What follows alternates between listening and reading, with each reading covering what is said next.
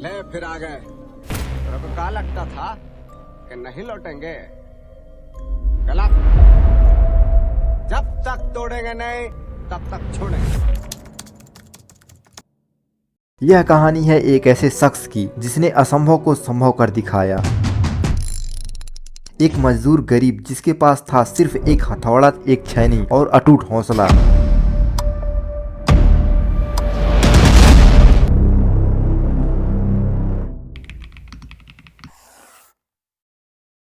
यह है दशरथ माझी की कहानी, जिन्हें दुनिया माउंटेन मैन के नाम से जानती है। एक ऐसा इंसान जिसने 22 साल तक पहाड़ को काटकर न सिर्फ अपने गांव के लिए रास्ता बनाया बल्कि पूरी दुनिया को प्रेरणा दी। आइए चलते हैं इस अनोखी यात्रा पर, जहां इच्छा शक्ति ने पत्थर को भी झुका दिया।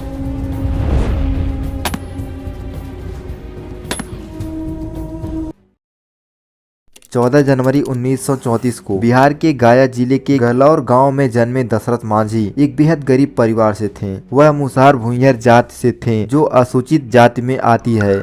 उस समय गहलौर एक ऐसा गांव था जहां न बिजली थी, न पानी और न ही कोई पक्की सड़क। और गहलौर गांव के नजदीकी में जो थोड़ा विकसित एरिया वजीरगंज था, जहां लोगों को सभी जरूरत की चीजें आसानी से मिल जाती थी। और सिर्फ यहां तक पहुंचने के लिए गहलौर गांव वालों को 55 किलोमीटर का चक्कर लगाना पड़ता था, तब जाके वजीरगंज पहुंच पाते थे। ऐसा इसलिए क्योंकि गहलौर और वजीरगंज के बीच पहाड़ था और लोगों को पहाड़ से चढ़कर जाना पड़ता, नहीं तो लोगों को 15 या 20 किलोमीटर का रास्ता 55 किलोमीटर तय करना पड़ता था। अब यह चीजें इसलिए आपको जानना जरूरी थी कि यह पहाड़ ही है जो दशरथ माझी के जीवन में बहुत बड़ा मोड़ लाता है।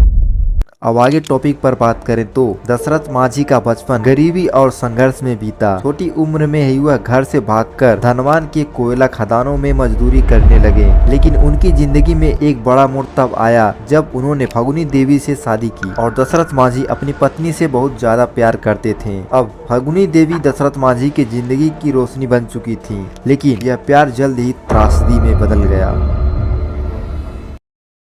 साल 1960 में फगुनी पहाड़ के रास्ते पर लकड़ी काट रहे दशरथ के लिए खाना ले जा रही थी, तभी वह दरारे से गिर गई।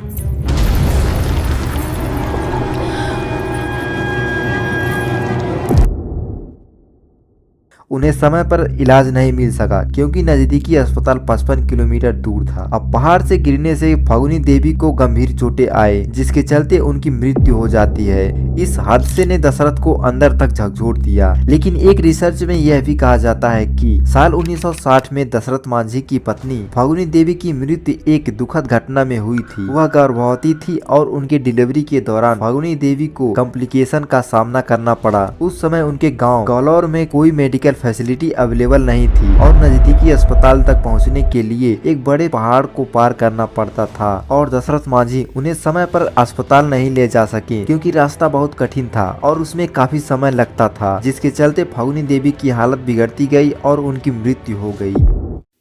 अब कुछ सोर्स के अनुसार बताया जाता है कि फगुनी देवी की मृत्यु डिलीवरी के दौरान समय पर हॉस्पिटल न पहुंचने से हुई, जबकि कुछ सोर्स में बताया जाता है कि लकड़ी काट रहे दशरथ माझी के लिए खाना ले जा रही थी, तभी वह दरारे से गिर गई और उन्हें समय पर इलाज नहीं मिल सका, जिसके चलते उनकी मौत हो जाती है। बट दोनों ही कंडीशन में फगुनी देवी की मौत का कारण पहाड़ ही है, क्योंकि अगर गहलौर और वजीरगंज के बीच पहाड़ नहीं होता तो आसानी से उन्हें कम समय में वजीरगंज के किसी हॉस्पिटल में ले जाया जा सकता था। और पहाड़ से न होकर दूसरे रास्ते से जाने में 55 से 60 किलोमीटर की दूरी तय करनी पड़ती, जो दशरथ माझी के लिए यह इतना आसान नहीं था कि उन्हें इतनी लंबी रास्ते से समय पर हॉस्पिटल ले जा सके। अब फगुनी देवी की मौत से दशरथ माझी को बहुत गहरा सदमा लगता है, लेकिन फिर भी दशरथ माझी ने खुद को जैसे तैसे करके संभाला और एक संकल्प लिया। उन्होंने ठान लिया कि वह इस पहाड़ को काटकर रास्ता बनाएंगे ताकि कोई और इस दुख को न झेल सके। फिर क्या, 1960 में एक साधारण मजदूर ने सिर्फ एक हथौड़ा और छैनी लेकर गहलौर की पहाड़ियों को चुनौती दी, लेकिन गांव वालों ने इस बात को लेकर दशरथ माझी को बहुत मजाक उड़ाया। लोग यहाँ तक ये भी कहने लगे अपनी पत्नी फगुनी देवी के देहांत से यह दशरथ माझी पगला गया है। लेकिन दशरथ माझी का इरादा अटल था। वह दिन रात बिना रुके बिना थके पहाड़ को काटते रहे। बट दशरथ माझी के लिए यह काम इतना आसान नहीं था। कई बार औजार टूट गए, कई बार हाथों में छाले पड़ गए, लेकिन दशरथ माझी नहीं रुके और कहा, मुझे लोग पागल कहते हैं, लेकिन यह पागलपन ही मेरा हौसला है। उनके इस जुनून को देखकर धीरे धीरे कुछ गांव वाले भी उनकी मदद करने लगे। कोई खाना देता तो कोई नया औजार। और 22 साल की अथक मेहनत के बाद 1982 में दशरथ मांझी ने असंभव को संभव कर दिखाया। उन्होंने 360 फीट लंबा, 30 फीट चौड़ा और 15 फीट गहरा रास्ता बना दिया।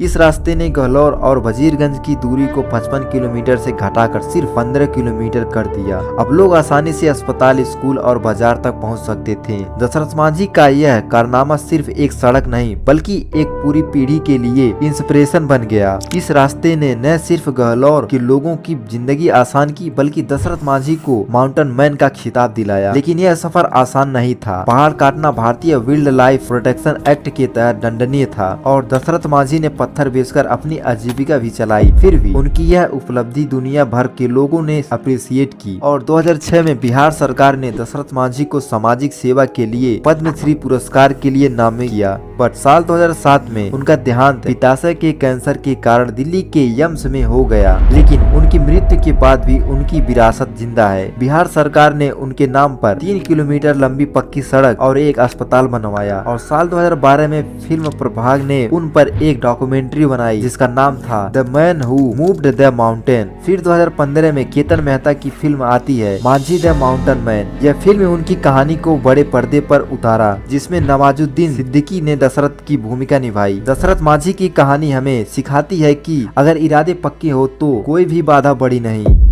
एक साधारण मजदूर ने जिसके पास न धन था न संसाधन, सिर्फ अपने जुनून के दम पर एक पहाड़ को काट दिया। आज उनकी बनाई सड़क न सिर्फ गहलोर के लोगों के लिए जीवन रेखा है बल्कि यह हर उस इंसान के लिए प्रेरणा है जो अपने सपनों को हकीकत में बदलना चाहता है। दशरथ मांझी हमारे बीच नहीं है लेकिन उनकी कहानी हमें हमेशा याद दिलाती रहेगी कि इंसान अगर ठान ले तो वह पत्थर को भी रास्ता बना सकता है। अगर यह कहानी आपको प्रेरित करती है तो इसे शेयर जरूर करें ताकि हम सब दशरथ मांझी की इस अनोखी विरासत को और आगे ले जाएं। सो फ्रेंड, अगर आपको यह वीडियो अच्छी लगी हो तो हमें सब्सक्राइब जरूर करें और मिलते हैं इसी तरह नॉलेज के साथ अगली वीडियो में। दशरथ मांझी, आप सुपरमैन हैं, आप मिस्टर इंडिया हैं। अकेले ही छेनी हथौड़ी से पूरा पहाड़ तोड़ दिए। अच्छा, एक बात बताइए, इस असंभव काम को संभव करने के बाद क्या कहना चाहेंगे आप? हम तो ठेपा मार हैं, तो हम क्या कहेंगे भैया? कुछ तो कहिए। हम तो ये कहेंगे कि भगवान के भरोसे मत बैठिए। क्या पता भगवान हमरे भरोसे बैठा हो।